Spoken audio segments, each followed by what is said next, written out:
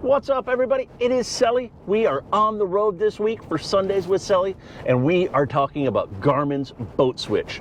John, up in our Belfast location, has been working in Thomaston on a 42 Westmac that's going to be hitting the water this spring, and we thought this was a great application for the Garmin boat switch, and now we're going to show you a little behind the scenes of what that is all about before we do a full walkthrough video. So grab a cup of coffee, get your permission slip, let's hit the road, and let's go check it out, guys.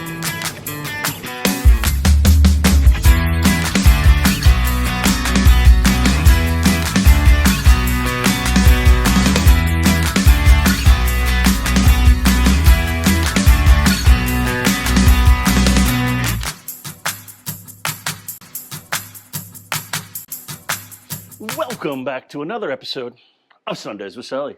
Thank you guys for tuning in. As I said in the intro, this week we are taking a field trip. We are up in Thomaston, Maine, and we are checking out a build that John from our Belfast office has been working on over the winter, and we're going to have a lot more of this build once it's all done and in the water come May. So you're going to want to make sure to give us a follow on our YouTube channel to stay up to date and in the know on this build and everything else going on in the marine industry. All right, so what are we talking about this week, guys? This week, we are talking about Garmin's boat switch.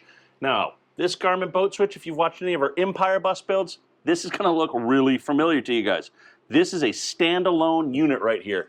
That unit right there is the switching device for the switching on here, right? That's gonna control all of our switching. We don't have a WDU. We're not connecting it to a network. We're not doing a ton of graphics. This is a NEMA 2000 based digital switching platform, and it's limited, guys. It's preset from Garmin.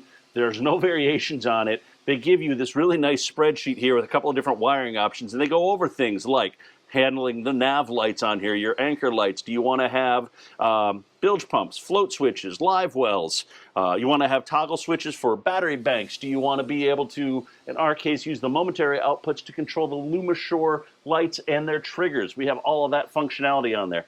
This is just a standalone. You're not going to stack multiples of these onto a boat right here, guys. This unit stands alone right here. We've got its own thermal 50 amp resettable breaker. It's going right here. Everything is wired in. It's a very small, very easy to use package and has its certain applications.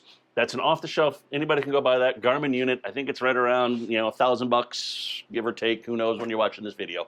But that's right around the price of it. So that's really cool. And if we look on here, guys, this just goes right into our Garmin here, and we have switching. In this case, we're on an 8612, and you can see we're not even fully utilizing all the switching on here. But you can see we've got our nav, our anchor, our Lumishore lights. We have a window up and down, our FLIR, all that other kind of stuff. So we've got that there. So that in and of itself is a really neat and really nice package. But what I really like, guys, is this right here. We've talked about this a little bit in the past. This is the Garmin TD50. So if I go over here, think of this as basically like a 5-inch chart plotter. You see I have my digital switches all right there as well. So now on this nice tactile 5-inch screen that I can tuck away on a helm, for relatively short money, I can get all of this, I think, for less than $2,000. I've got digital switching, I've got the control and interface for it, and if I want to, I can put multiple TD50s on board a boat for not a lot of money. In the particular case of this install, we've gone ahead, there's one down in the engine room as well, so if you want to see tank levels and monitor what's going on with the tanks, we can do that. We want to see battery voltage, or we want to turn something on and off, we can do this in multiple areas. So again, guys, you look at this and think about it, if you were doing digital switching and you wanted to have something like this down in maybe, say, your guest cabin for controlling some lights, things like that, maybe in the master, you have that functionality to it. So again, this is a limited application. We can only handle about 50 amps of total power draw on there through that, and everything's kind of preset on there. We don't have a lot of variation on things there.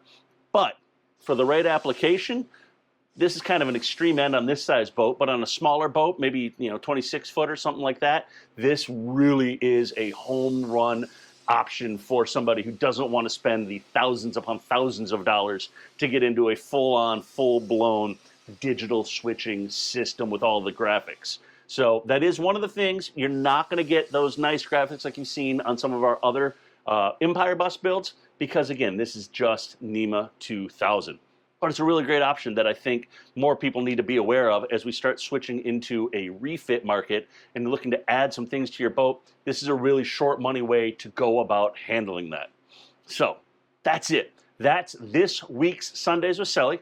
We're going to do a full walkthrough of this incredible build come May. We're going to show everything. We're going to go out, do the first sea trial, and show everything on this boat and do a full walkthrough. So make sure to give us a follow, like, and subscribe on our YouTube channel and on our Instagram channel at Navtronics. And we'll see you guys next week with something cool.